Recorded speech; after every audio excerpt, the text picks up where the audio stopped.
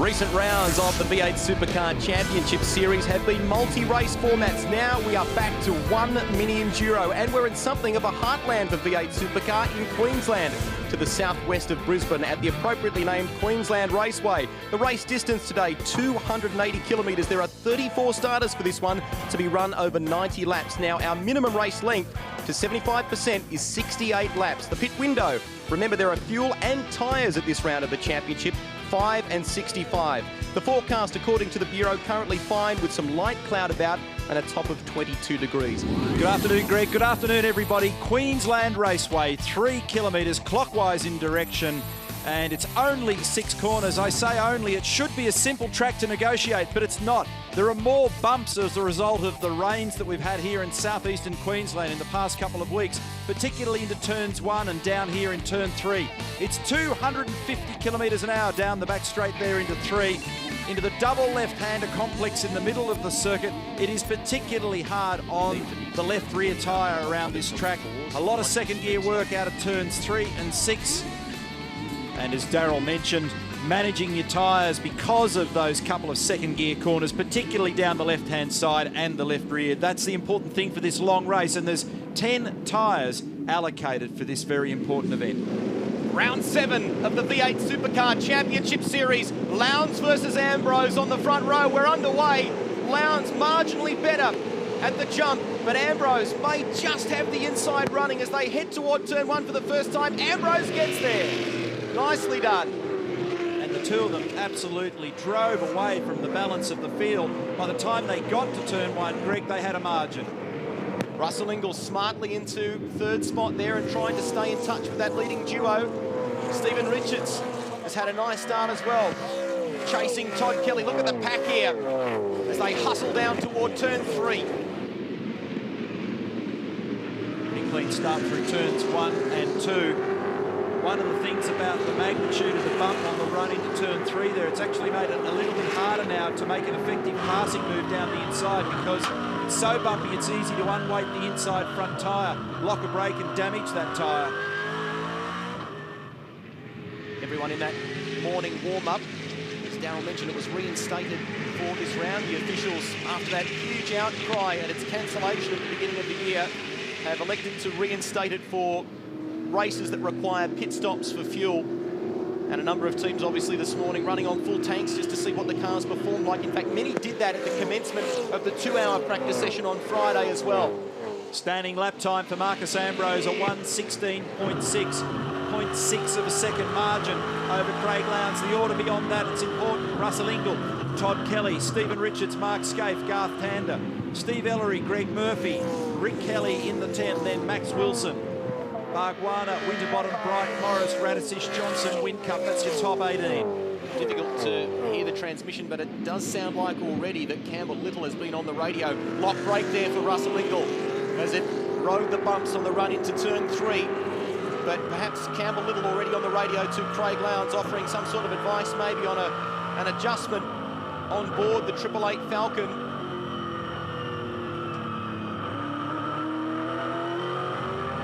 Eyes on for Russell Ingall. Desperate to prevent his teammate from galloping away here with the series lead. Marcus currently has an 87-point advantage. Well, Greg, you mentioned eyes on for Russell Ingall, but Marcus Ambrose and Neil mentioned it at the start of this race. Ambrose and Lowndes, and Russell's going with him a little bit, but Ambrose's pace in that opening lap on reasonably cold tyres is really, really impressive. And that man has said to our practice, he says, I'm back, this car is strong. We're found direction again. Certainly have. His quick lap so far was a 1:11.1, and he's got nearly 1 second margin now over Craig Lowndes as we focus on this battle involving Garth Tander, Stephen Richards and Mark Skaife. Looks like Mark's just under the pump a bit at the moment. Here comes GT down the inside. Tander, a clean move. 2 positions in less than half a lap that Stephen Richards has lost. So Castrol Commodore under pressure here at the moment, just to build on Russell Ingall there before his engineer Barry Hayes said, I don't know Russell Ingall at this round. He said he's been so relaxed in the build up to this event, very approachable about changes to the car. Normally he's a little on the serious side and focused about things, but very, very determined, I guess, in that process to move forward, that he took a nice, relaxed approach into this round of the series at home. The margin's stabilised now between Ambrose and Lowndes, both of them recording a 1 minute 11.4 on this lap. 0.99 of a second officially is the margin between Ambrose and Lowndes. Ingall, Todd Kelly, Mark Skaife, Garth Tander, Stevie Richards, Steve Ellery, Greg Murphy, Rick Kelly. That's your top 10. Small off for Stephen Ellery on Friday in the 2-hour practice session. And some concern early on based on the radio chat in that 2-hour practice about possible oil pressure issue. People already been warned about the importance of getting cool air, Neil, and that's Phil Keed on the radio. We heard talking to Jason Bright at Ford Performance Racing, and incidentally, the boss of ProDrive and Ford Performance Racing and Ford Performance Vehicles, David Richards, the chairman of the group, is here this weekend. His third trip to Australia in 2005. Steve Ellery neatly through turn 4. Lots of drivers use different combinations of how to get around this racetrack. Typically, though, for a long race like this, they like to try and be gentle on the rear tyres right through that infield section and here into turn 6. You've got to nurse that left rear tyre. Remember, as you detailed at the top of the telecast, Greg, compulsory pit stops for both fuel and tyres in this race. And a lot of people talking about how they'll treat the motor race. Do they take the opportunity of changing all 4 tyres? Do they do fuel first or do they do tyres first? You go back through the notes over the years and you can see many people approach it a different way. On board here with Greg Murphy. This is the run down the back straight. About 250 k's at the peak. Just touching it and then hugely on the brakes down to second gear for the right-hander. Greg's electing to use second. Some guys, when the fuel load burns off, will actually use third just to make it a little more gentle on that left rear tyre. Turn 4, the braking cue is generally that marshalling post there on the right. Greg's using third. Some guys have been using second in the early part of turn 4, just nursing the car here, but there's an awkward gear change right there, third to fourth with side load still on the car, lateral load as you come out of 5. Greg just having a bit of a battle with that thing under brakes into turn 6. 1.5 seconds now the margin, Ambrose to Lowndes. See what sort of lap time Greg Murphy's recorded when we were on board with him. It was a 1:12.2 for Greg. Max Wilson currently sits in position 11, just ahead of Jason Bargwanna and Mark Winterbottom there, the Orcon team. They have been, Jason Bargwanna, in fact, communicating with his engineer back in pit lane about some braking issues, and that's been a bit of a story for this team across the weekend. They've tried various different pad and compound, I guess, combination, or pad material combinations in a bid to make the car ride the bumps nicely without locking a brake, Neil. And at the moment, they seem to be still struggling with that, perhaps. Well, it's certainly been a big talking point. Here comes Bright. He was on the radio talking about taking the stop Jason, early. make sure your tap is up. Your tap is up. Copy that, mate. Tap is up. Hard up on the board, buddy. So standing by here for a tyre stop for Jason Bright and the Cat Ford. Means he's going to do a very long segment on this set of tyres, and they're changing rears only. Quick stop. Rears only for Jason Bright, and that's significant. Well done, man. Well done.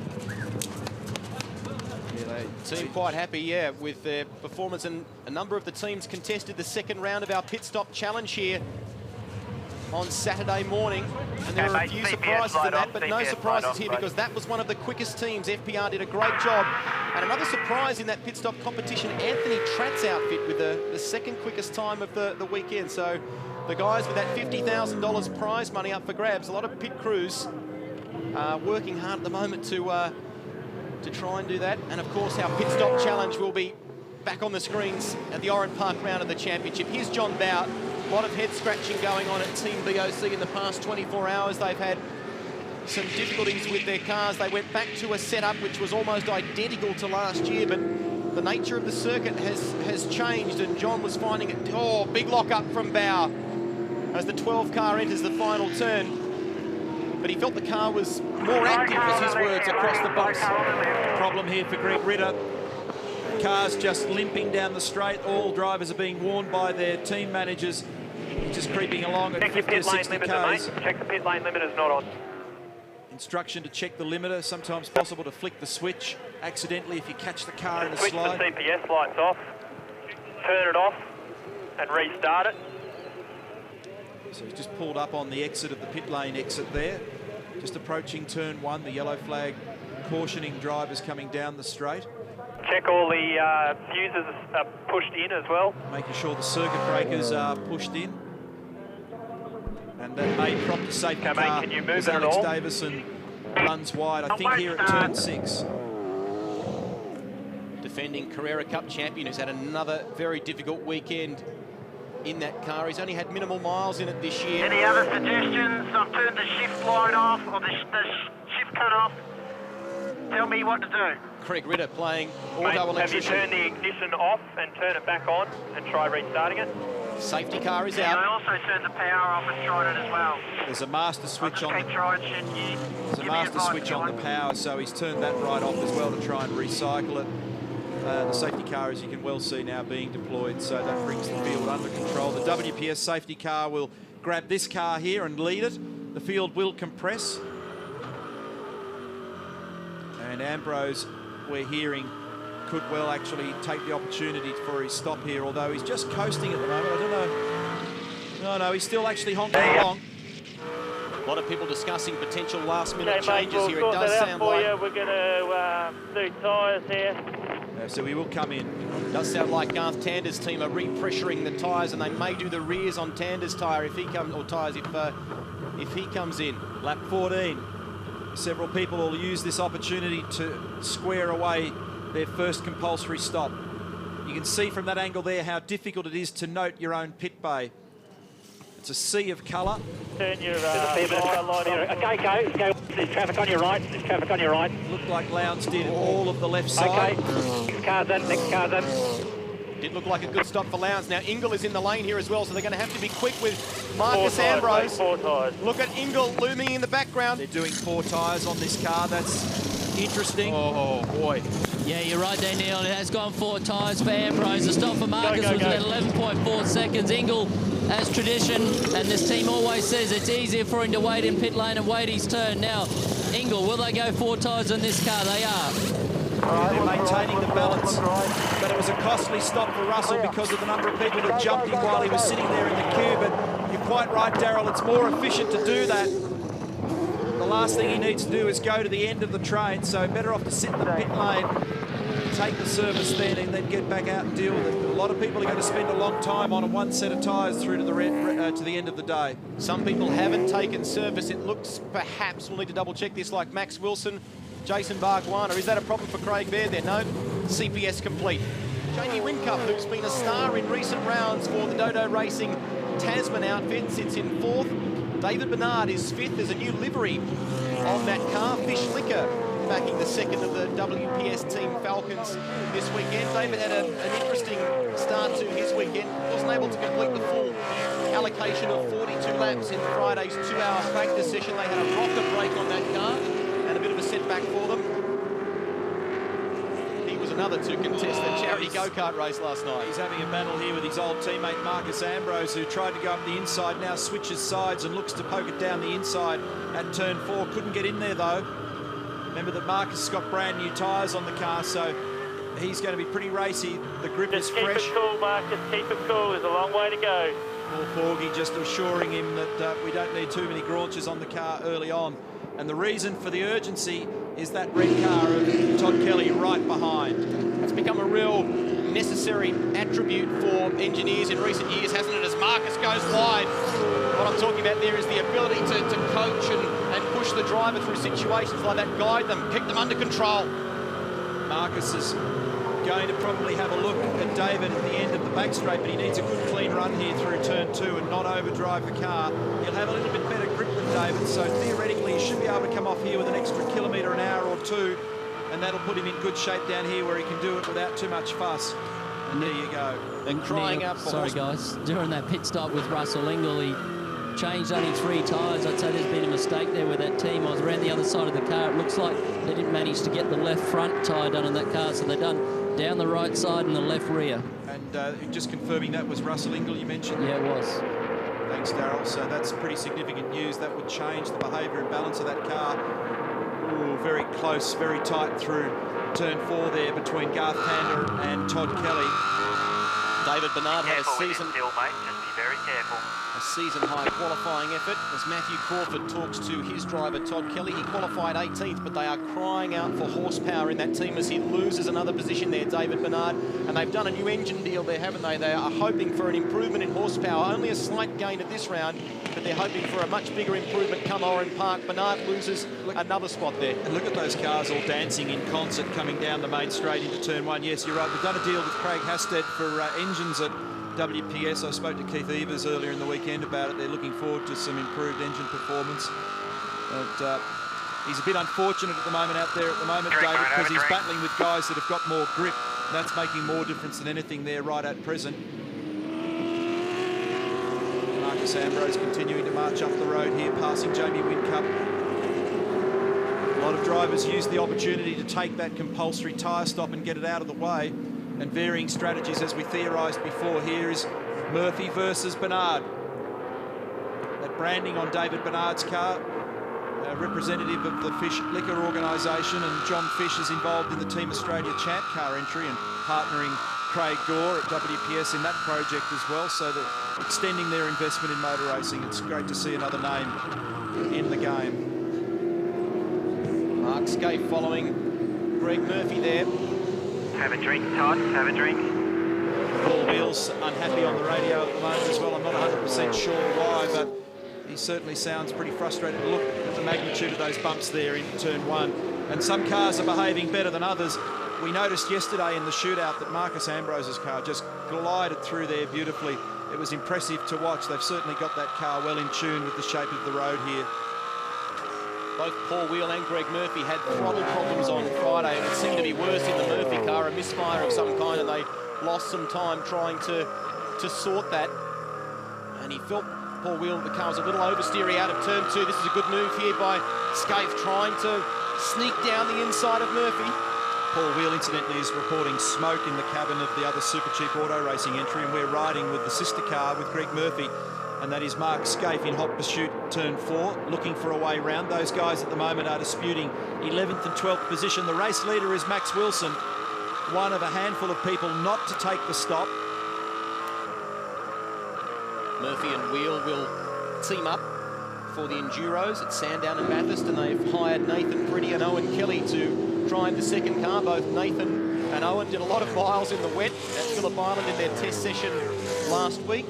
And that's good for those guys because they are not really doing much in the way of regular racing during the rest of the year, so they need to be as dialed up as they can be come the big events. And they've been signed to a multi-year contract by Keys Wheel too, so an interesting move there by Keys in terms of locking in some endurance drivers beyond the normal 2 races each year.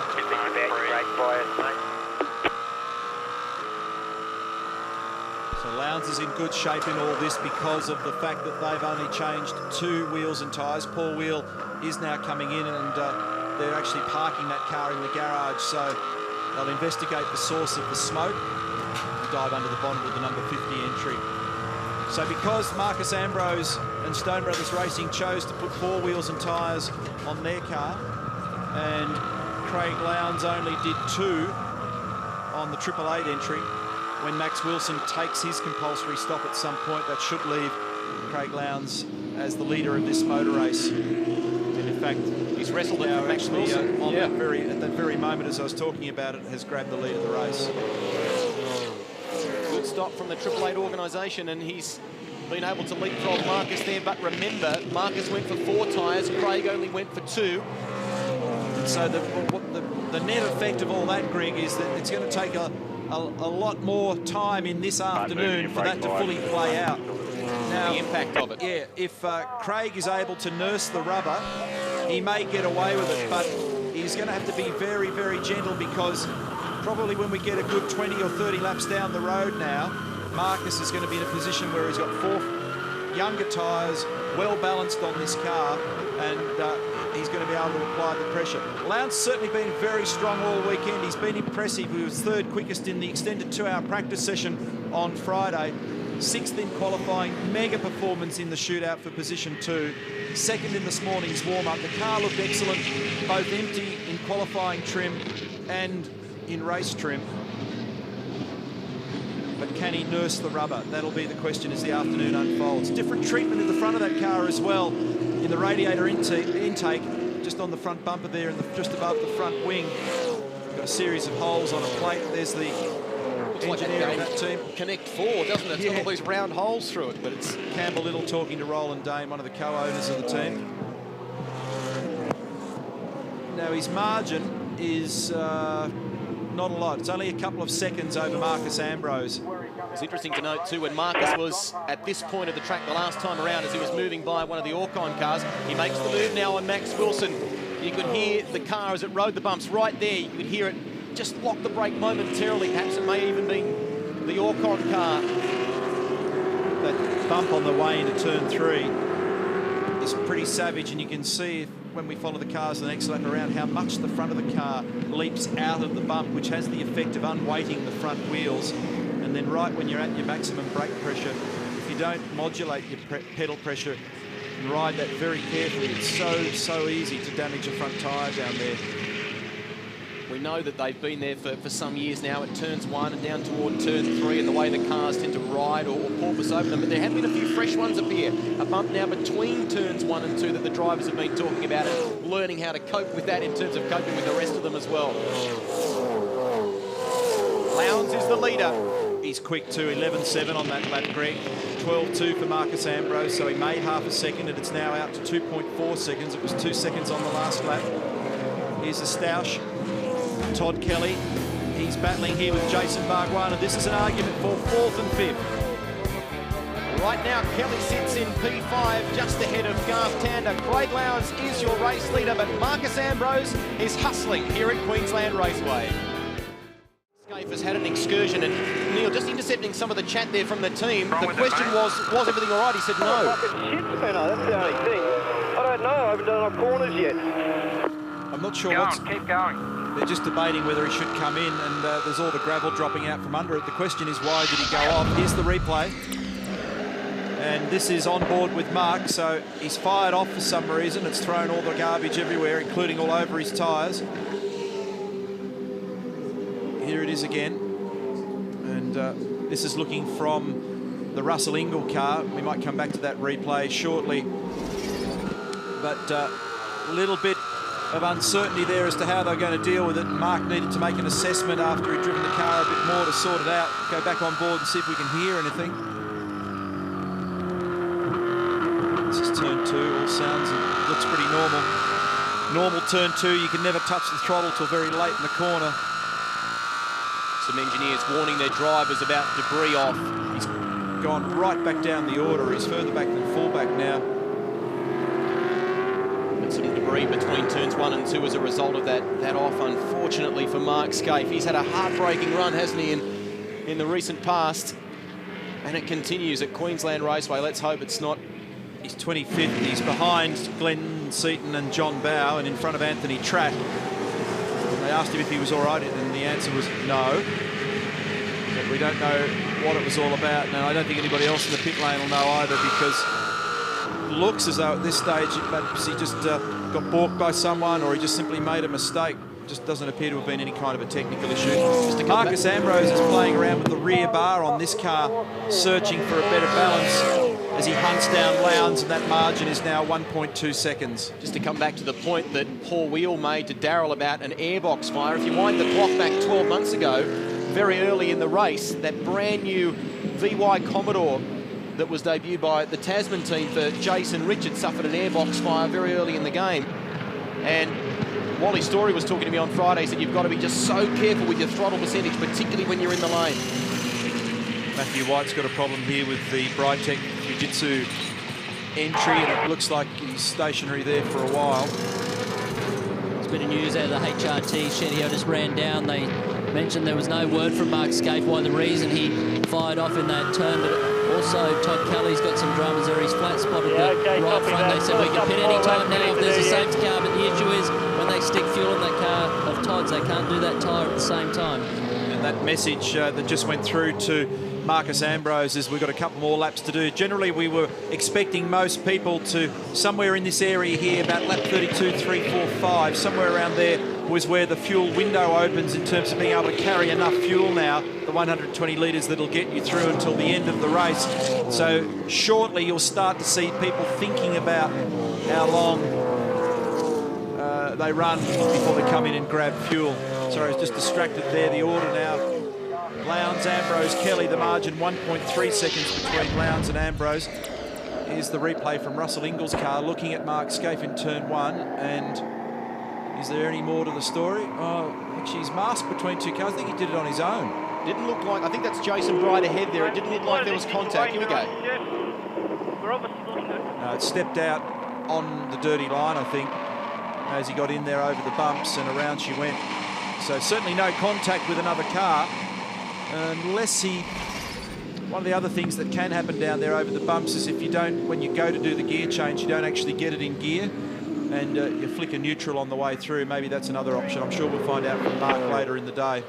They're going literally stroke for stroke at the front, Craig Lowndes and Marcus Ambrose. Lowndes has just turned a 1:11.9, Ambrose a 1:12.1, but on the previous lap, they were almost the same to the tune of the 100th of a second. So Lowndes at the top of the order from Marcus Ambrose, the series champion. Here's Todd Kelly, currently in third position in the 22 car. We have one of the West Point Falcons in the lane. Glenn Seaton, Stephen Johnson, I beg your pardon. Fuel for him. And we're 31 laps recorded in this race. 90 laps the duration today. First time we've seen fuel rigs back in our lane since the Clipsal 500, round 1 in Adelaide. Go, orange light out, hold the green button, 2 seconds.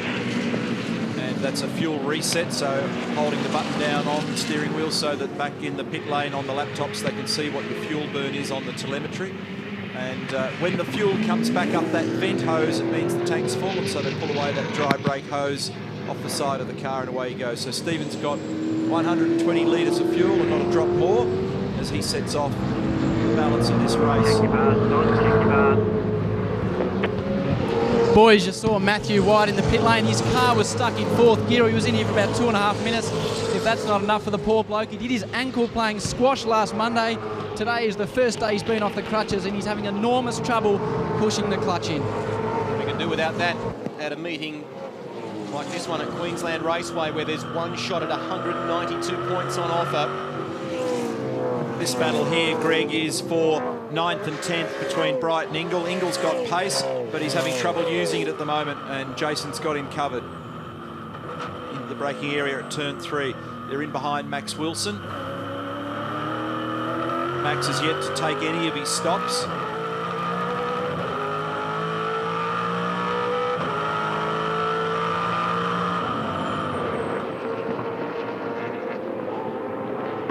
Seconds is still the margin between Lowndes and Ambrose.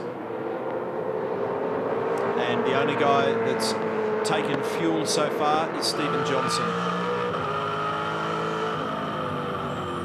Oh dear. Attempted inside move there by Jason Bright on Max Wilson. Well, Max started to move over a little bit late, and so as he came across, Jason's fully committed to the brake pedal and grip limited at that point. Not much you can do. They got away with it. Fortunately, there was a little bit of rubbing, but no heavy contact between them. Interesting to note the gearbox problem there before for Matthew White. There were some gearbox issues also for the Paul Morris team on Friday, with oil leaking inside the cabin for both Paul Radisich and Paul Morris. They're going to take Russell out of this sequence. Barry Hay on the radio then pit this lap, and he'll come out and they'll put fuel on him, and that way he can get out from under this traffic, which is going to hurt him if he stays in too long. Lucky Max moved there, they would have actually rubbed panels. Just getting back to that point about Paul Morris at one stage there. Would you be happy with just the rears, or are you definitely adamant we need fronts as well? I think that's Jason Barguana's engineer talking to him, but Morris's gearbox temperature got up to something like 160 degrees on Friday, about 40 degrees more than what you want your gearbox to be operating at. Yeah, you don't want those sort of temperatures. You just won't live at that sort of number. They had problems with both cars. Oh, Russell on the absolute limit on the way into the pit lane, and this is for fuel. All right, Rusty, turn your line out, mate. mate. Watch your pit speed. It's a bit of a leisurely walk We'll make there your adjustment for you, you'll be fine. from Paul Sepradich across the lane. Yeah, you get a spring in your step, though, when one of these things is bearing down on you with a couple of metres to run, I'll give you the tip. We'll get you out real quick. So compulsory light has been switched off. Pit stop light has been switched off on Russell's car, so fuel and tyres done. He's going to stop right on the mark and the fuel on. There he is. Fuel for the HSV dealer team there in the background as well. All right, mate, no light here. Wait.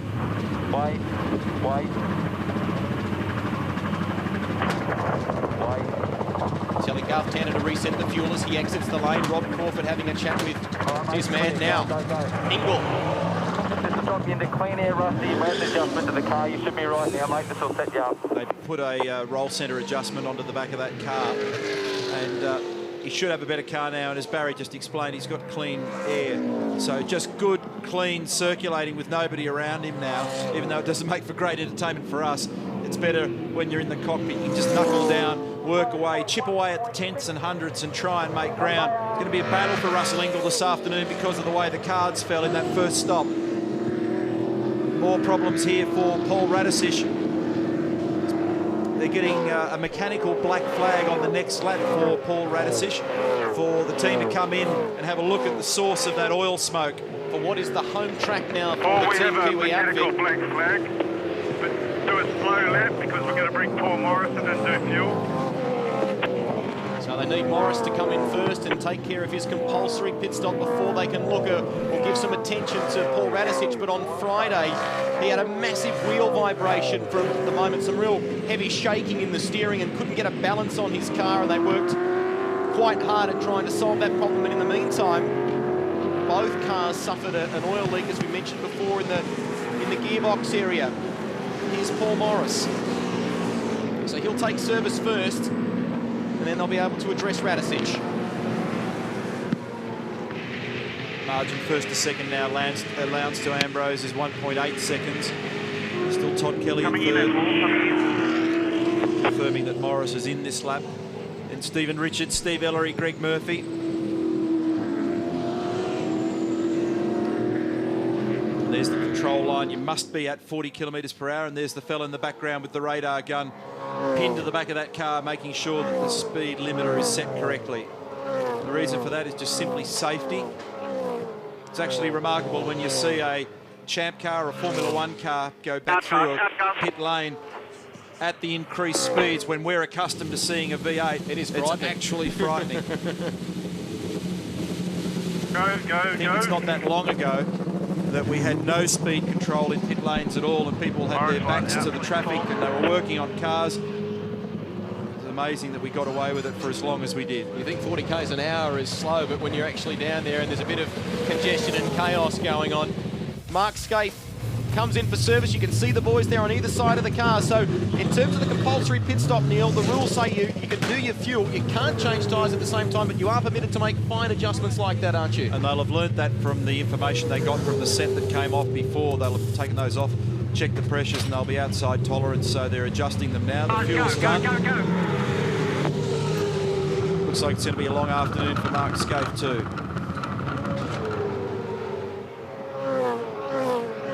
Paul Dumbrell is up to position 9. He endured a difficult start to the weekend, and by contrast to his teammate, there he is, Stephen Richards, couldn't really quite get the Castrol Commodore in the zone, but he had a good run in the morning warm-up. Paul Dumbrell currently sits in 9th, but obviously pit strategy a factor there. He has done, need to double check that with Paul Dumbrell. He did do tyres, in fact, on lap 14, so he's done one of his compulsory pit stops, Paul Dumbrell, and he sits in 8th ahead of David Bernard and Brad Jones, who qualified outside the top 30. Bradley was deeply disappointed, and that's not a bad recovery from Bradley, who's also done a tyre stop on lap 14 for the Team BOC outfit. He's good at that, isn't he, when you think about it? He has a difficult run at times in qualifying. That's not been their strength. It's been their Achilles heel of late, certainly in terms of that car, but he's got a knack of really salvaging something in the race, Brad Jones. Well, he's got a lot of experience. He knows what it's like to be a long-term player in these tricky, longer races where you've got to manage lots of things. I mean, one of the things that's really hard to come to terms with when you drive a V8 supercar is just what a handful they can be at the midway point of a race like this. As the grip goes away, the track gets dusty in places, it's a lot of rubber on it. Offline, they're very treacherous. You've got to learn to make the most out of your lap speed in trying circumstances. Guys, don't drop the car even until the fuel's done. Todd Kelly in for fuel. Just checking that car. What are they looking at, Darryl? I'm just having a look at that right front flat spot he had earlier, Neil, on that front tyre. I've just watched them roll that around. You can barely see anything, so I think it's fine. I spoke to the team. They said Todd's pretty happy with his car in general. Mark's car, as you notice, they repressured the tyres. They brought him back to around about 32 hot, and they said, we just don't have the information on this track. They said the tyre pressures went through the roof, and that's probably why Mark ran off. They said the car was real slick. Well, you heard Matt Crawford as we look here at a problem with the Dodo Racing entry. I think that's Jamie Whincup. You heard Matt say, reset your bars. So with the full fuel load on, 100 odd kilos over the rear of the car, they stiffen up the rear anti-roll bar. And they also adjust the internal brake bias. They can carry a little bit more rear brake. Off at the bottom, not at the top. Then a new gear stick. Broken gear lever for Jamie Whincup. How unlucky, how ridiculous. Isn't it funny? Change of tempo. We come to an endurance style race, we're seeing problems. Gear levers breaking, oil leaks, people making blues, tyres overpressured. It's funny, you change the nature of the game a little bit and suddenly the cracks appear. And we don't have the luxury of what we've had in recent rounds, the multi-races, to try and salvage something. So Paul Radicic getting strapped back in. Paul Radicic spent 3.5 minutes out of the car. He's done an oil line. He came into the pit lane with smoke pouring out. He jumped out of the car. The engineer said, no, we can sort it out, jump back in, and he's about to go back out for the race. Do you know what it was, Mark? Was it power steering or just something to do with the oil feed for the engine? The oil line broke completely away. Just hope it's not the same sort of scenario as what we saw at Hidden Valley for that team. Craig Lowndes. There's the gap to second, Marcus Ambrose, and splitting them is Jason Bargwanna, but Bargwanna not for position there. This is Paul Weel back in because that smoke was increasing. Race director Tim Schenken was noting that to officials around the circuit to keep an eye on it, so the problems have increased there for him, and he's back in while they try and sort it out. Plenty of people with headaches here this weekend. 1.49 seconds, the margin between Lowndes and Ambrose as Greg Murphy heads down the lane for his compulsory fuel stop. Martin Collins from Team Kiwi Racing has said to his man Paul Radicic, keep an eye on the numbers. Back to 6.8. Just an update on that Paul Weel car. That car initially went back out. The boys thought they were on top of it. They also mentioned that car with a crank sensor. Neil, it's got me. Crank sensor, that seems like the popular word this weekend. I don't know if they're all from the same manufacturer or what it is, but it seems to be an issue with a lot of cars so far. Well, you're spot on. A lot of people have been talking about it. Look at them focused on the stopwatch here. They're timing the fuel stop, timing the amount of fuel that's dumped in. Roughly 4.4 litres a second, Neil, if you use that calculation, isn't it? So Murphy exits the lane. Some of the teams use flow sensors in the hoses. Others actually use scales beneath the refueling rigs and towers. They therefore measure the weight difference. And other people use a good old trusty stopwatch. A reminder too for all our viewers who've spent $30 or more at any of the Supercheap Auto outlets that have already entered our V8 Muscle Car Mania competition. Here's your chance for bonus entries. All you have to do is simply SMS the code. You can see it on the dash there to the left of Greg Murphy's. There it is, a little closer for you. And you can SMS as many times as you want to the numbers for Australian viewers. 19775151, and for everybody watching in New Zealand, it's SMS to 8844. This week's winner will receive a classic 1980s HDT Brock Holden Performance Commodore. Now we understand there may be an incident of some kind on the circuit. A huge incident. There'll be people diving into the pit lane here. and it's going to trigger a safety car. A car's gone Jason over Richards in the middle of the road here. Jace, you all right? Is this a replica of the Carrera Cup incident we saw earlier in the weekend? There was a Okay, massive Jason. roll involving Cameron McLean. It looks to be in a similar position. Watch this. This is the exit of turn 3.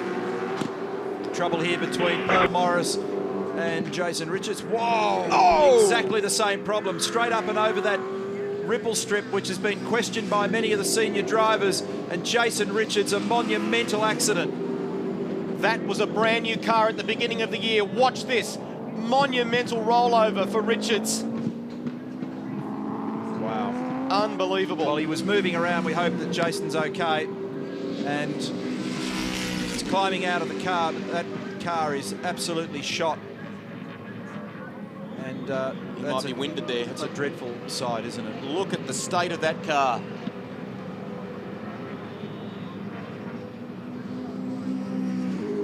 A deeply disappointed Jason Richards. He came to this round a little happier, Neil. He won a court case against former employer Team Dynamic. Here it is again, Zinger replay, battle between himself and Paul Morris. They make contact on the exit of the corner. See, there's an extra bit of apron out there which the drivers use, and as Paul Morris has come back to the right, he's tagged Richards, and then Jason's launched straight over the top of that ripple strip, the very one that got Cameron McLean yesterday. And that ripple strip is there for when they use one of the short circuit options and the cars run in a different direction. It becomes an apex marker, but you've got to ask the question, look at the damage on that car.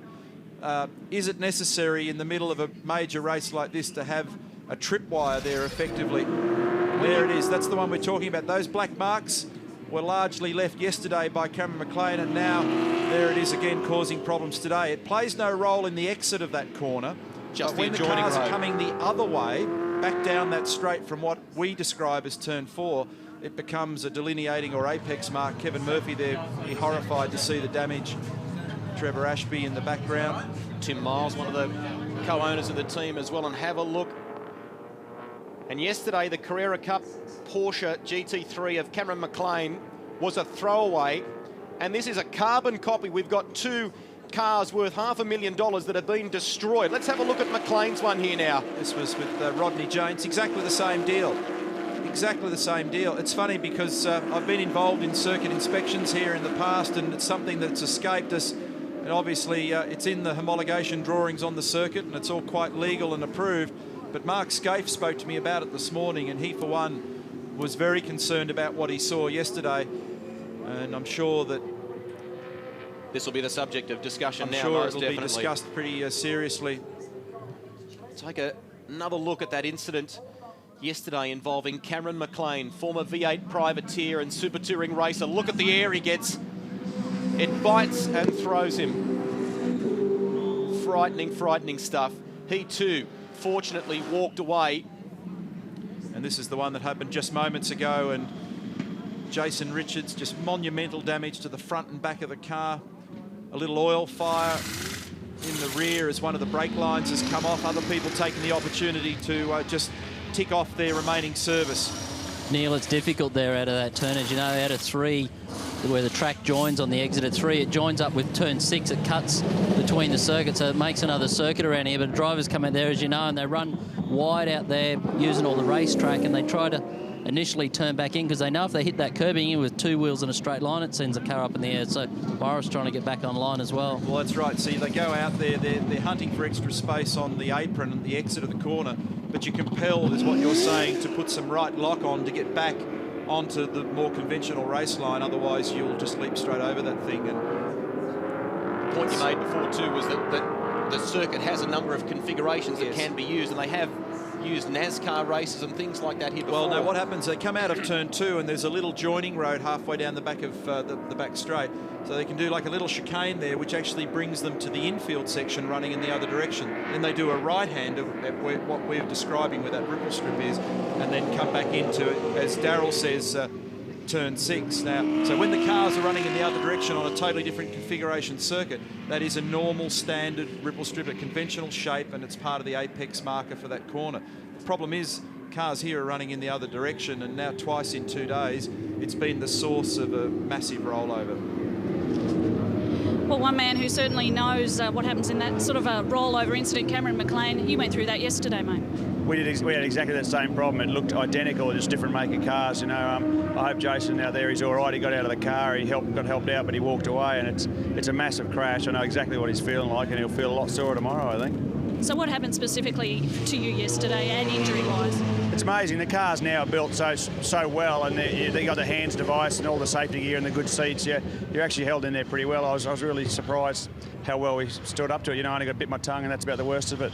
How many turns do you think you did? How many rolls in the air? Oh, exactly. I got a DVD of my good friends at Channel 10. It was 7 3/4. I think it's a new world record. Good job by the officials, and that enables us to resume racing. Marcus Ambrose wants to remain in touch with Craig Lowndes here at the restart. Todd Kelly sits in third. There is a lapped player in the midst of all that in Jason Bargwanna.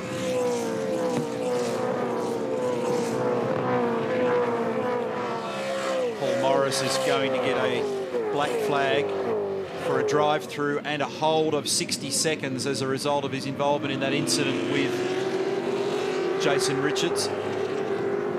It's just being confirmed on the race channel at the moment between the race control. There's a stoush here between Russell Ingall and Todd Kelly. Stephen Richards buying into that as well. First time that we've seen the officials opt for a time penalty in conjunction with a stop of that since the infamous incident at Bathurst with the refueling with Greg Murphy some years back. Officials will be on hand to monitor that. Ingall. He's up the inside of Todd. Todd's left him some room, but they're rubbing panels as they come back onto the front straight. They'll run side to side down to turn one. Ingall with half a car length on Kelly and gets him. Now, by comparison to the assessment of yesterday's incident involving Cameron McLean, yesterday Thomas Mazira, the driving standards observer for Carrera Cup, and the team that look after that series deemed the incident involving Cameron McLean to be a racing incident. But this is very, very different involving Paul Morris, and he is bluing about it on the radio too. He's not a happy camper at the moment. Nigel Barclay, his man, telling him there's nothing we can do about it. You've got to come in the lane and serve this one out. Do the crime, serve the time. Morris believes that he was forced off the track by Jason Richards there. His thoughts.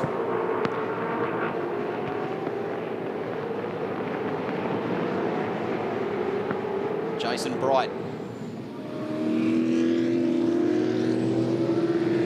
Running down into turn 6 in pursuit of the HSV dealer team. That's Rick Kelly's car, car 15.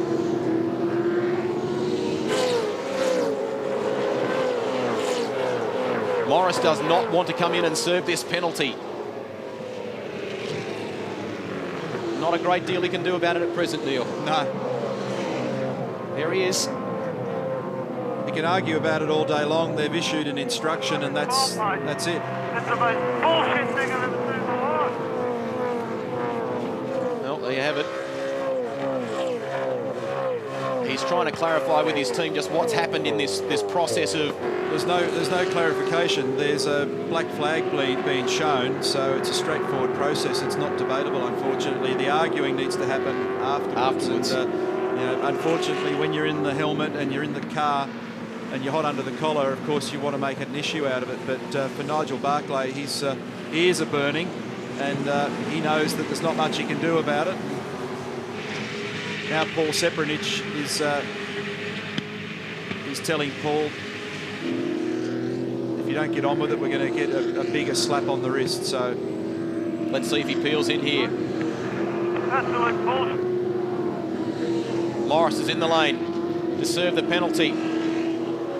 And this will be interesting. Cast your mind back to Bathurst some years ago with a pretty fired-up Greg Murphy. He served a 5-minute penalty. They stood still for 5 minutes. Morris will be stopped here for 60 seconds. So a lifetime. When it gets to about 50 seconds, then it started, okay? Sepranich there to the right. Very talented engineer who's worked over the years with BMW in sports cars and in super touring, and for a time there was with the Stone Brothers outfit, now very much a part of Paul Morris Motorsport and has been for many years.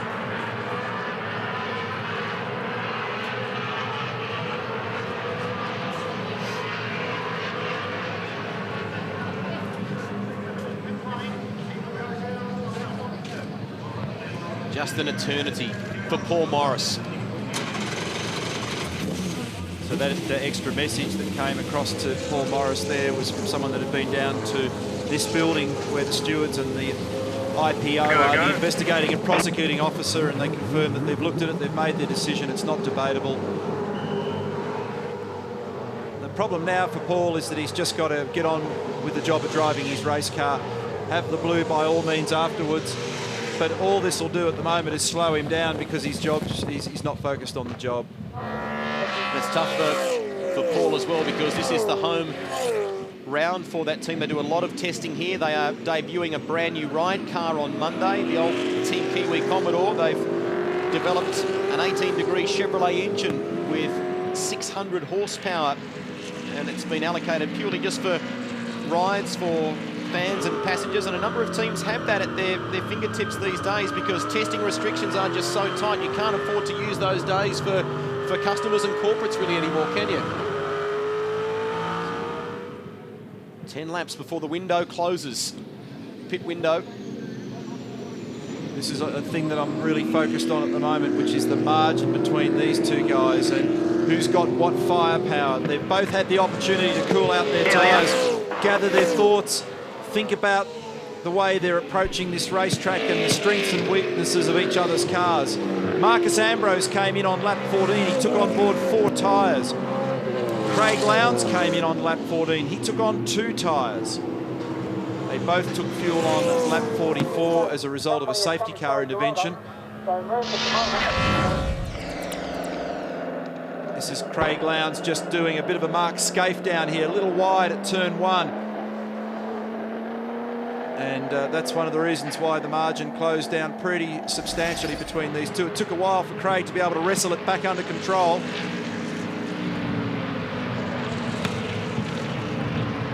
Kevin Murphy from Dodo Racing, a pretty scary moment to witness there. Absolutely. It was a horrendous crash, and fortunately Jason appears to be okay, even though he's at the medical centre being checked and obviously pretty shaken up. We believe nothing's broken, but the degree of the incident and the accident bears testimony how good the cars are and how strongly built, because it was, you know, just as big as a Porsche one yesterday, and you know, a lot of damage done to the car. Very, you know, a situation that could really hurt someone badly. So it's a pretty scary thing. Something should be done about that curb, perhaps. Something to be done about that curb. Well, I suppose they've raced here for a long while without too many problems with it. But obviously the incident yesterday with the Porsche race, we might have considered was sort of a one-off, but obviously now that this has happened again today and the 2 cars have been totally destroyed, means that it's a pretty inappropriate place to have curbing, and it isn't part of the track we're racing on. It's for another shortcut area, you know, the safety road or whatever there. So it's pretty disturbing to think that that's two in 2 days happened and 2 lives have been, you know, put at risk pretty badly. I believe it's got to be looked at pretty seriously. Oran Park, can you get another car up for there? I'm not too sure where we're going. We don't have a spare in-house at the moment. We do have one being built, but Oran Park's not far away.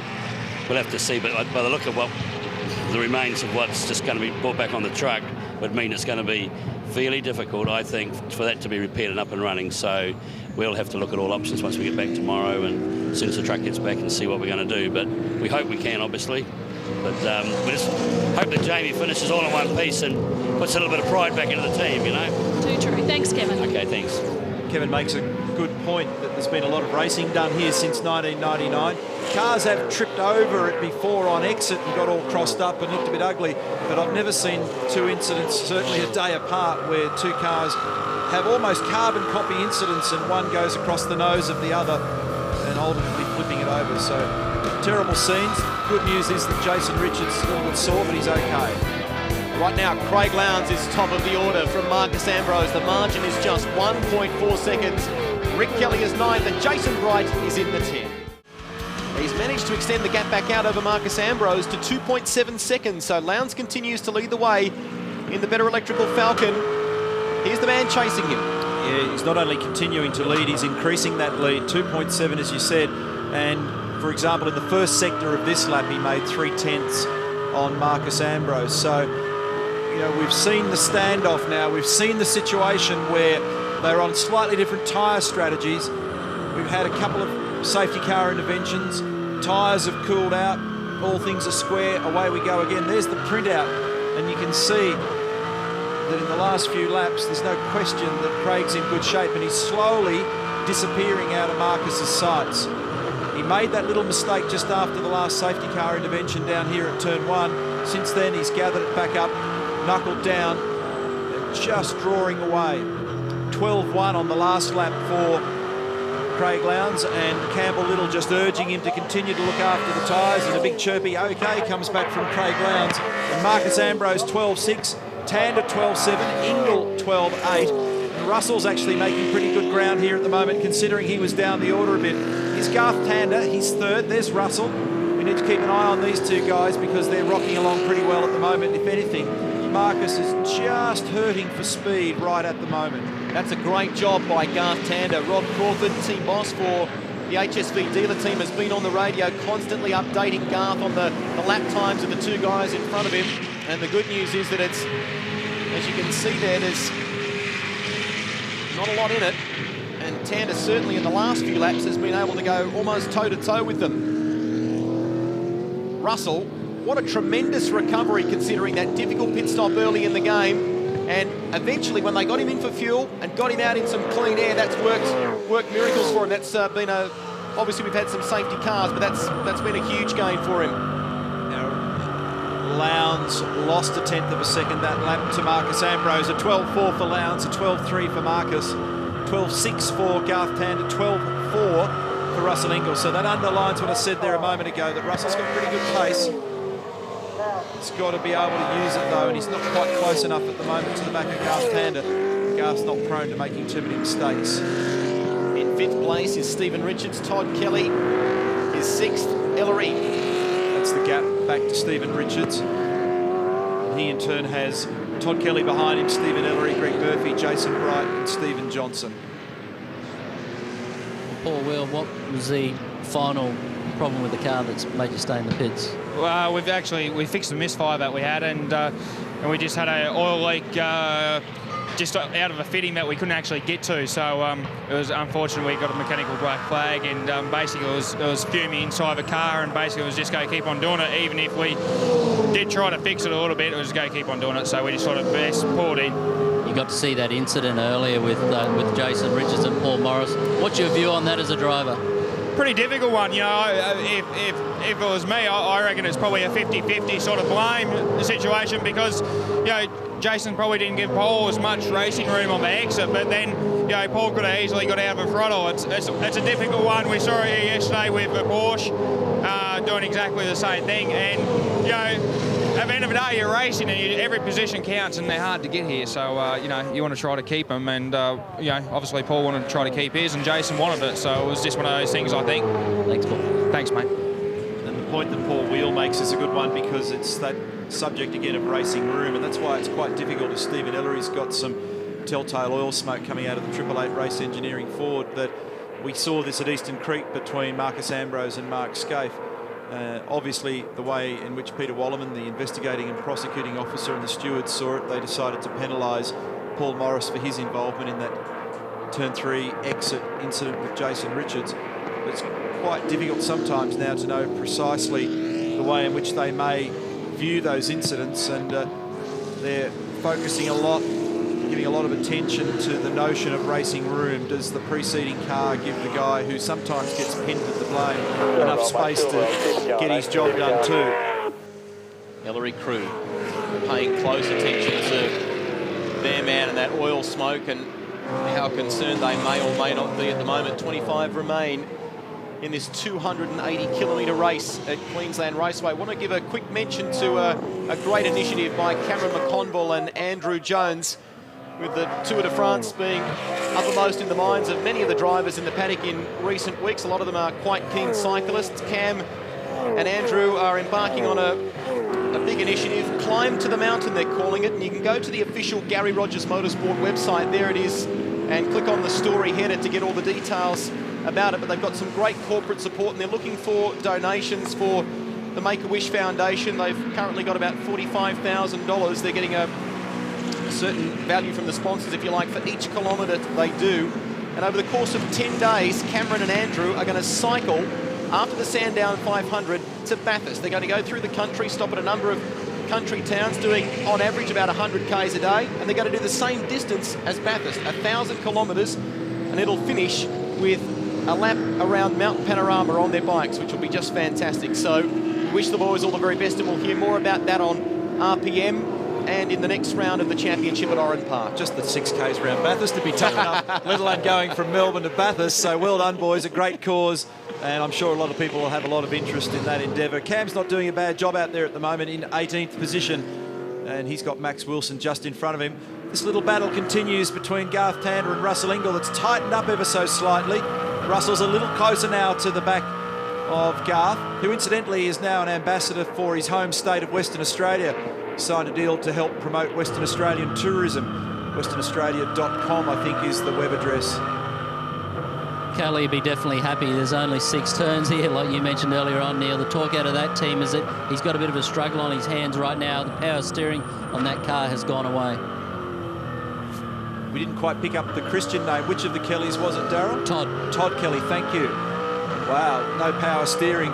These cars have a lot of what's described as caster and a lot of negative camber and big, slick, wide tyres, so the steering will be as heavy as heck. His arms will be useless for a day or two after this. Right now, he sits in 6th position. He's the winner of the last 2 rounds, Todd Kelly. So has his hands full, quite literally, here at Queensland Raceway in round 7. And we said it at the top of the show, it's often criticised for its very simplistic nature, the layout of this track, but it always produces good racing, and we could be in for a fantastic finish here. Ingall trying to find and wrestle 3rd position here from Garth Tander, who locks a brake on the run into turn 6. Critical mistake under pressure there in turn 6. Just pinches the inside front, the unweighted front tyre, and slowly but surely Ingall's been getting closer. Foot cam checking to make sure he's got brake pedal pressure for turn 1. Extra dab of the pedal just to make sure that he's got load in the front of the car. This is turn 2. See how late he is on the throttle here, coming onto the back straight. Then it'll be flat shifting all the way down the back straight. 4th, 5th and briefly 6th gear, 250 Ks. Yep, got pedal pressure, and then monster that pedal. Almost 1,000 PSI of brake pedal pressure. Back to 2nd gear. Patient with the throttle and then nail it once again. One of the things that I heard Mark Skaife talking about over the radio in the Friday practice session was that he was happy with what he called a really nice linear brake pedal. Why is that so important to a race car driver? Feel is very important, and what the car telegraphs back to you. It's not just a question of being able to snap your fingers and lock the wheels. You need to be able to feel the braking performance of the car. As you can see by the amount of tiny modulations being made there by Russell, you need a bit more, you need a bit less, and it's, you know, tiny little increments, Greg, and you feel the car, you feel the road, you feel the tyres. So the drivers need good brake performance from the car for obvious reasons, but they also need to couple that with very good feel. It sounded like young Teco is his nickname. Matty Nilsson on the radio to Garth Tander, just telling him that everything's all right, looking good. His last lap around a 13.07 for Russell Ingall, a 13.3. But crucially, Stephen Richards is in the 12s. That's quite interesting. That's the sort of lap times we're seeing from Ambrose and Lowndes up front. Brake performance and brake equipment's one of the big areas of adjustability in a V8 supercar. You can get many different types of brake rotors, different treatment on the face of the disc, from drilled discs to various cross-hatching and marks in the disc, different cooling methods, different number of cooling vanes in the disc, master cylinders, brake pad material. So it's one of the big variables, and it's certainly an area of personal preference with many drivers. They have what they prefer as their own brake setup in many cases, even within a team. Stephen Richards stopped for fuel on lap 44. There was a miscommunication with the team, so they completely filled the car, putting more fuel in than was required to get Stephen to the finish. That cost him about 2 seconds. He's in 5th, 1 place behind Ingall, and that's the spot he lost. You can see some cars now just beginning to slide around a little more. 71 laps recorded, 72 now. And at that point in the day where very easy to make a mistake. Cars sliding around. Jason Bright here in 9th position in the Cat Ford. The order again confirming Lowndes from Ambrose, 4.3 seconds. Craig continues to ease away. Then Garth Tander and Russell Ingall, the battle rages. Stephen Richards, Todd Kelly, Steve Ellery, Greg Murphy, Jason Bright and Stephen Johnson. And it's a bit of a battle brewing here with these guys. There's Todd, still that oil smoke from Ellery, and here is Stephen Johnson. Not quite in touch with that pack at the moment. His sector splits are just a little off the bunch ahead of him. He's on his own at the moment, so it's a relaxed race for him in terms of not having anybody right in his mirrors. Little surprise when you consider that he was in the top 3 in the morning warm-up, and they showed some pace on Friday, the West Point team. Rick Kelly at present is 11th, chasing Johnson, who is in 10th place. Glenn Seaton.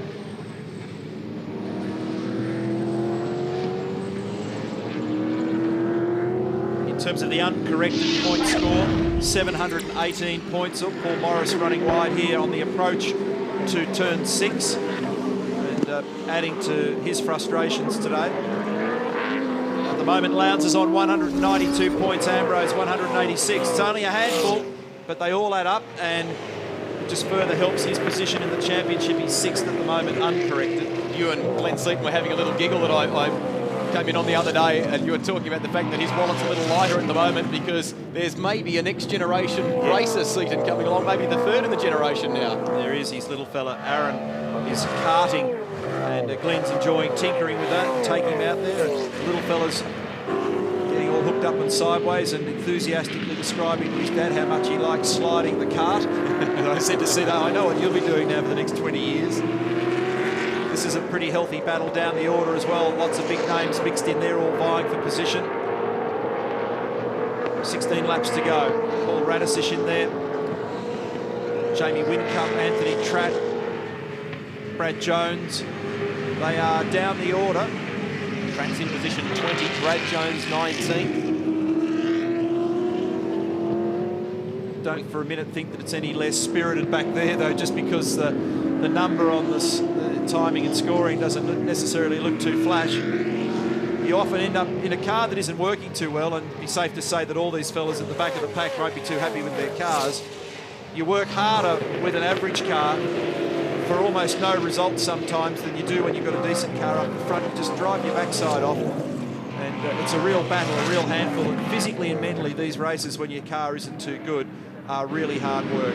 The Toll Oryx team may be the minnows in some way of pit lane, but gee, they did a great job in our pit stop challenge, which will resume at Oran Park. A terrific time in the latest round, the 2nd round of that series, which was conducted here on Saturday. FPR, the other team, with some very fast times. And at present, status quo. Lowndes is at the top of the table from Marcus Ambrose, but we could be gearing up for a wonderful finish to this one at Queensland Raceway. Bolting away in the 2005 series. Right now he sits in 4th, eyes on, chasing Garth Tander. They're lapping in the 1:13 bracket. Still 1:12's being punched out by Lowndes and Ambrose. They're almost even, those two drivers, only a 10th separating them in terms of the comparison of the last lot of laps between Lowndes and Ambrose. There's the comparo, Tander v Ingall. It's just seesawing a bit at the moment. Interesting to note that Russell Ingall's just searching for some cool air on occasions. Just went out to the right-hand side then of Garth Tander just to get more of the cold air blast dose into the front of the car. That's a better angle showing you the true margin between the two cars. It just comes and goes a little bit. These guys arguing over the final spot on the podium at the moment. Pretty handsome performance from Garth Tander and his crew at the HSV dealer team. Best of the Holdens in 3rd position. Hasn't been a great day for the remaining Holden bunch. Todd Kelly 6th, Mark Skaife with that problem down at turn 1 is in 13th position. Well, Neil, and Greg, I've got David Richards down here. David, how long have you been in the country and how's the process with the team at the moment with FPR? Yeah, no, I came in at the beginning of the week. I spent a few days down in Melbourne with the team before coming up here. And no, it's sort of always these things take a little bit of time to show the true underlying results. But no, I'm very happy with the way things are going. You spent a lot of time here early in the year when we spoke to you, and you spent time with all the crew. And has all that gone to plan so far, or is it not going as quick as you'd like? Yes, I'd say so. You know, it's always hard when you look from the outside. You don't necessarily see all that's gone on behind the scenes and all the planning that's been put in place. And the management team now, the new team of guys, have been in place for 3 months, and I think they're doing a very good job. This is the first of our long races during the year. They get bigger. We've got Sandown, then Bathurst. How's the team in preparation for that and the other drivers? Well, we'll have a new car ready for Sandown. We've got a test, quite a big 2-day test prior to then as well, weather permitting, down in Melbourne. But and then David Brabham, who comes from our Aston Martin team's coming out to join us as well. So I think we're looking forward to the long distance races. They've always treated us very well in the past. So let's hope it'll be the same this year. Thanks for your time, David, and welcome back. Thank you. David's point there is that Craig Lowndes and Glenn Seaton second in the last couple of years, and unfortunately car number 52 Matthew White's gone off down here in the kitty litter at turn 3. That's prompted a full course yellow and a safety car to be deployed, so he'll be hoping, that is David Richards will be hoping for a repeat of the performance of that team. They're battling around with an older car for Jason Bright at the moment. That new management team that he referred to is Tim Edwards running the technical side of things, formerly of Jordan Grand Prix, and Rod Barrett taking care of the commercial side of business for Ford Performance Racing. And they probably have fair cause for optimism down the road as they get their new car on and a little change in the design philosophy. But they'll come good towards the end of the year, which they need to for Ford fans. Need to check the history on this car, but if memory serves me correctly, it's 2 or 3 years old now, and a car formerly campaigned by David Bernard. It's gone through a number of upgrades, but quite different to the build on the latest car of Greg Ritter's, which has retired, unfortunately, from this race. Yeah, I understand that, mate. Yep. So we'll just wait for advice.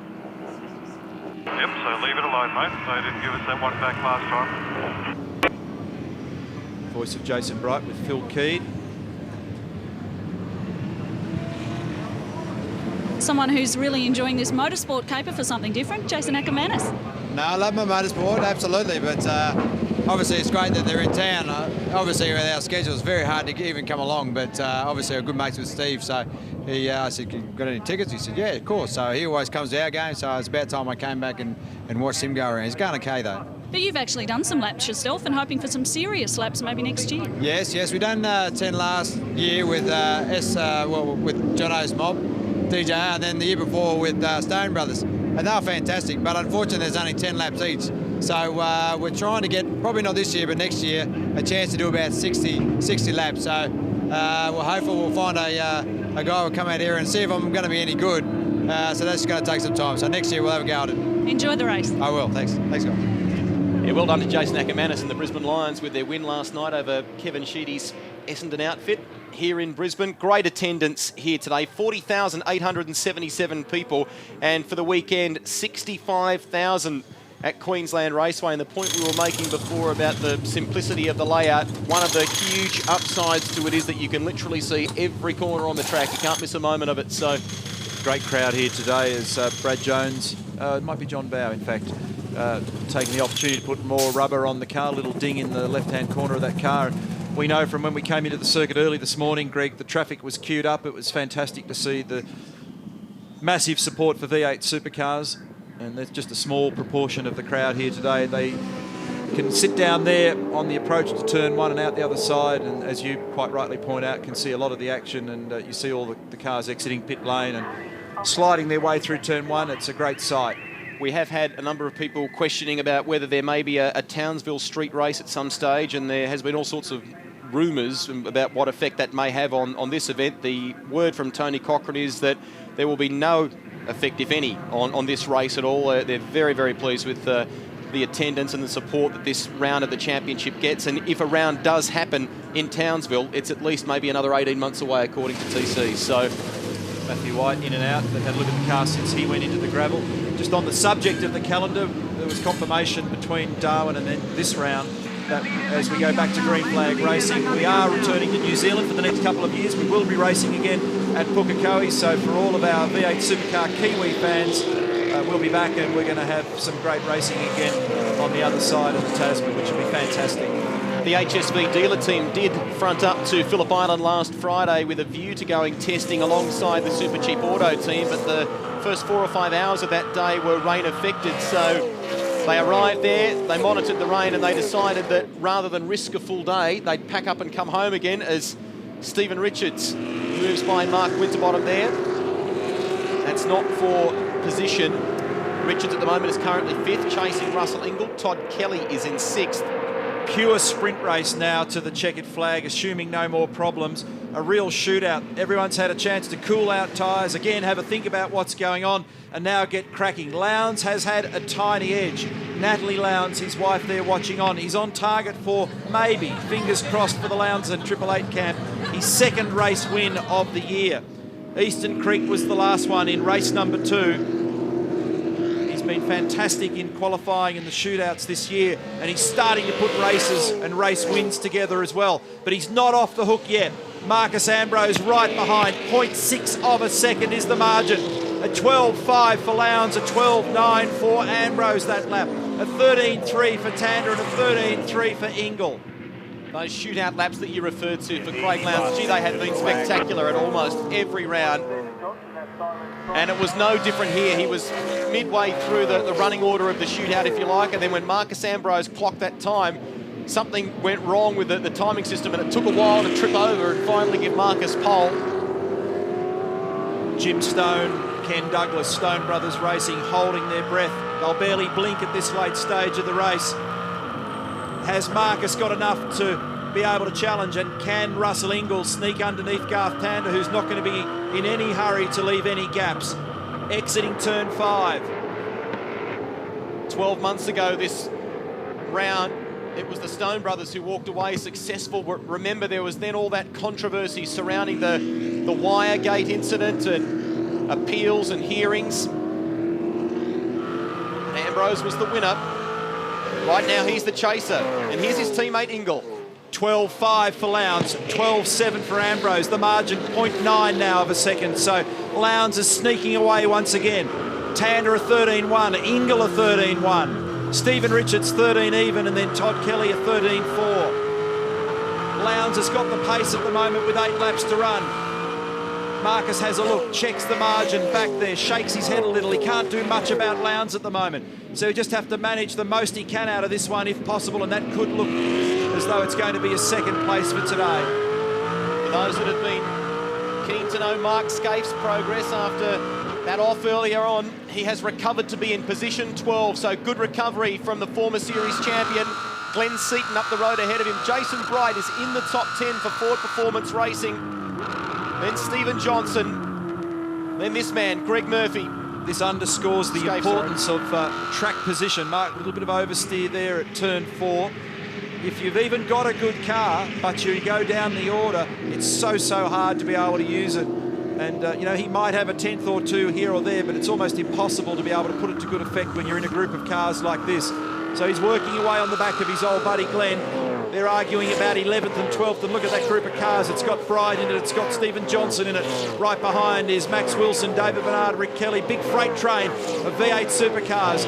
Lowndes on that lap at 12.2, 12.6 for Ambrose, 1.2 seconds is the margin.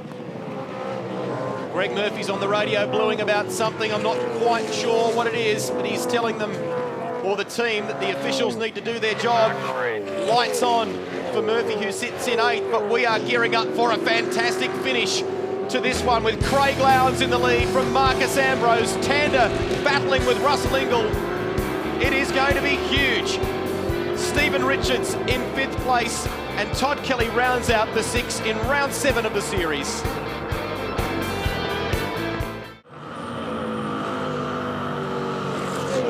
12.2 the lap time for Lowndes, 12.6 for Ambrose, 1.6 as you said, Greg, 1st to 2nd. Tander's in the 13s together with Russell Ingall. In fact, he's a little slow on that lap, so Ingall's starting to monster him. This is going to be our focus for a moment here to see whether or not Ingall can do something down the inside of Tander. He's not quite close enough at the moment.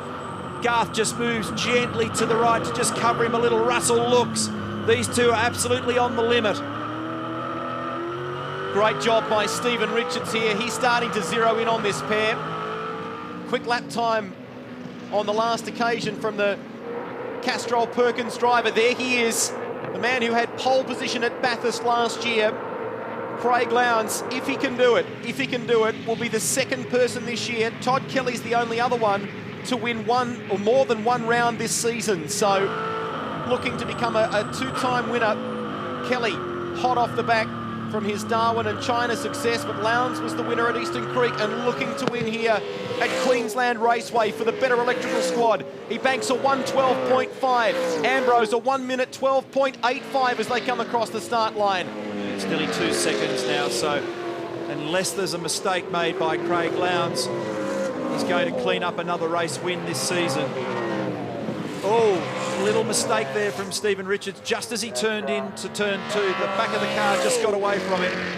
Short, sharp OKs coming back from Craig Lowndes to Campbell Little as he keeps getting fed the distance and margin. There it is. Tander's lap time was decent as well as they came over the start-finish line. It was within a tenth, in fact, of Ambrose's effort. Here's Stephen Richards. The Holden fraternity. I spoke to Ray Borrett from Holden Motorsport yesterday, and we'll deal with this issue in an upcoming episode of RPM where we look at the potential candidates to replace Marcus Ambrose in 2006 at the Stone Brothers. Much has been said about this man, but Ray Borrett made it very clear to me yesterday that Holden Motorsport value this bloke not only as a driver, but as a member of their team in a promotional sense, and they are going to do their absolute level best to fence him in. They want to keep him a part of the family. 12.6 for Craig Lowndes, 13 even for Marcus Ambrose. So he's broken the back of Ambrose now in terms of lap speed. He's just starting to creep away even further now to 2.4 seconds. 2.39 seconds. So he's just easing away. And I think the unresolved question now is the battle for third place between Tander and Ingall. Lowndes is the only guy now in the 12s. Everybody else is in the 13s. What an effort by the Dick Johnson racing team this weekend. They had been, from an engineering standpoint, looking after 5 cars in the HPDC development series. They've been looking after Grant Denyer, Dean Canto, and Will Davison, who'll be joining them for the Enduros. And then, of course, their 2 main guys, Stephen Johnson and Glenn Seaton. And for the first time since 1998, this weekend, Dick Johnson Racing enjoyed a Team 1-2. Will Davison did an outstanding job in an ageing AU for that team.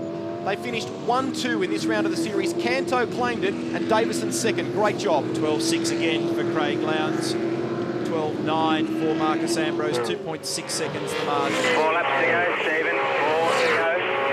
Stephen Johnson under pressure from Jason Bright. He's in 9th. Bright 10th. Seaton 11th. Skaife is 12th. Then followed by David Bernard, Max Wilson, Rick Kelly, Craig Baird. Here's the battle for third. Ingall again, just hunting down the inside, looking for some cool air. The camera foreshortens a bit, but he is within a threatening distance of the number 16 HSV dealer team entry. That has some good straight line handling, that car, doesn't it, of Garth Tander's. Ingall on the chase at the moment as we count down to the finish of this one. Lowndes sounds so chirpy on the radio as his team inform him of the gap to Ambrose. 2.6 seconds currently. Campbell Little on the last occasion sent the message through, and Lowndes was chirpy as, okay, no problem. Looking good for now. There he is. Roland Dane will be biting his nails. You remember that the Triple Eight Racing Team boss was tearful at Eastern Creek. Paul Radisic spins it round. I had a feeling after I saw this morning's warm-up that Lowndes was going to be strong. I wasn't sure because on Friday and on Saturday, the Stone Brothers cars and Marcus Ambrose looked untouchable. Then everybody started to play with their fuel loads this morning, and I paid attention to Lowndes, and I spoke to some of his guys this morning, and they were very confident about their guy and the behaviour of the car with the load of fuel on and the way in which it was looking after its tyres. And when he went so strongly in the warm-up this morning, I thought, Good speed from this guy, and he's translated it into a great on-track performance this afternoon. As always, he looks so relaxed inside the thing. Look after the car, careful. Up, Anthony Tratt. And that's in a similar position. It's the run down to the horseshoe in the centre part of the circuit. So some sort of moment there for Anthony Tratt. Roland Dane was all smiles. He's quite a big motorcycle racing fan. Turn 2, car won't start. And a reminder that this evening you'll be able to join both Daryl Beattie and I after 10's Formula One coverage with Neil and Bill Woods for all the action from the British Grand Prix at Donington. Craig's just saying on the radio, I'm going to look after the car now, Campbell. So he's just rolled out of it slightly. The last lap was virtually a 1 minute 13 even, matching the pace of Marcus Ambrose. Whoops, and around goes Anthony. Looks like he might have done that on his own at turn 2. Pretty violent spin. It's gone to the infield, and then when he went to restart, he didn't want to play ball. And here's a replay from the rear of turn 4. Oh, it was Radicic making contact with Anthony Tratt down there. So did something, that happened before, obviously, in the sequence that we've just seen, so that might have contributed in some way to what happened to Anthony down at turn 2. Point I was going to make about Roland Dane before as well, he said that one of the co-directors of Triple Eight, Derek Warwick, respected ex-Formula One driver who's been out here to watch our V8 supercar action in the past, went for the ride of his life this weekend at Donington, joining Randy Mamela for a ride on the two-seater MotoGP machine, and described it as just one of the best moments of his racing career. Ingall knows that time is running out and really starting to apply the pressure here for Tander, or to Tander. What's Tander got in reserve? Final lap now. Lowndes leading the way by 2.7 seconds from Marcus Ambrose. Garth Tander holds down third place, under pressure all the while from Russell. Oh, Garth just ever so wide going into turn 2 there, and it might have just cost him because Russell gets a run on him here. He's just making sure that he covers his ground into turn 3. He's got to do that now. Just slightly overstepped the limit going into turn 2, and the back of the car disconnected and slid.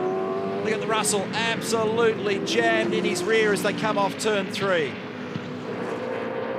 Russell's made it clear in recent rounds that he's thinking big picture. Even at Bathurst, he said if there's a chance to go for a win, he won't do it at the expense of championship points. So although he's close to Garth Tander here, the enforcer doesn't want to be known this year for risking championship points. And in the 2005 title chase, Lowndes about to score his second win of the season. Ingall climbs the curbs in a last-ditch bid to claim third, but Craig Lowndes will take the round for the Triple Eight team. Well done to Garth Tander.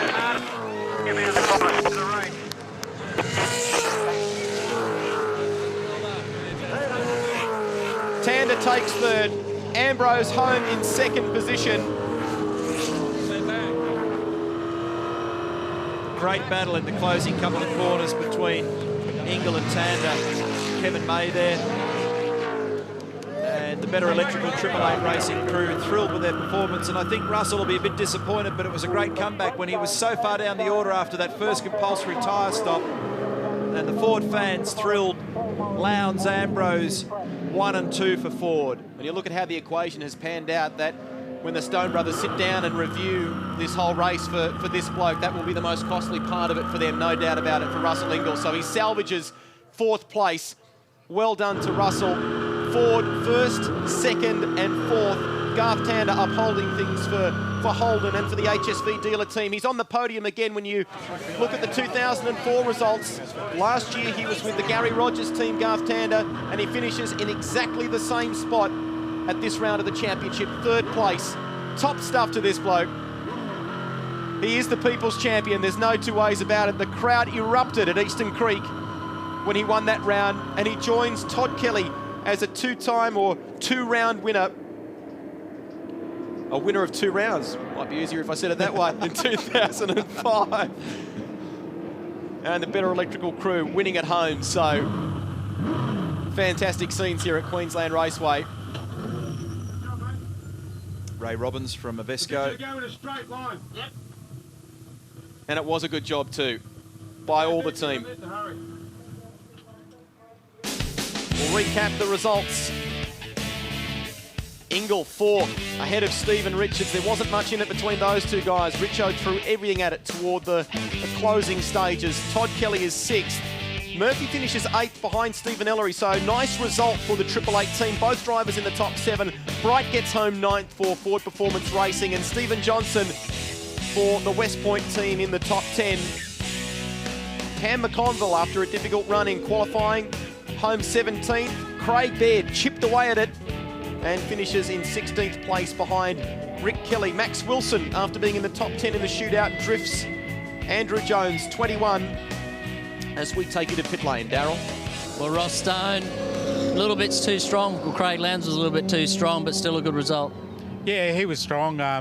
We were pretty solid. And, you know, the funny thing about finishing second is Marcus has actually pushed his championship lead out of fraction. So I guess the word solid is a good result. That's what you want for these long races. Exactly, yeah. And Russell got a good haul too, so it's a shame he couldn't have got through to third, but we'll take 4th. Thanks, Ross. Yeah, no worries, Darryl. Roland Dane, great result for Craig. You can't get the smile off your face. It was fantastic again.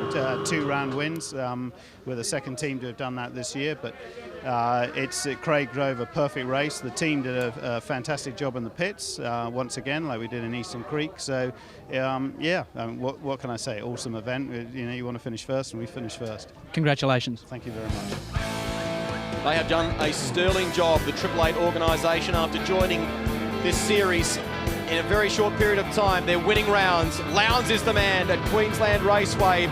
And when we return, we'll update the championship points and the podium. Well, welcome back to Queensland, the first of our long races, and Craig Lowndes, what a race. Well, it is, Darryl. It's good for the team. It's our home track, so we expected to do well. You can never know, like, the competition is really tough, but the car is working beautifully. It's probably almost, dare you say, one of the best cars I've driven, especially around here, to do the 90 laps consistently like we did. The track changed slightly throughout the race, but, geez, it was good. Is that just because it's your test track, or it's going to be like that for the rest of the year? Well, we hope to think that we can carry this on. I definitely like that format of racing. It's something that, you get the team involved. You obviously got fuel, tyres, strategy, whether you do 2 tyres, 4 tyres, all that sort of up in the air, and I think that's fantastic, and it makes the racing really good. Thanks, Craig. Thank you.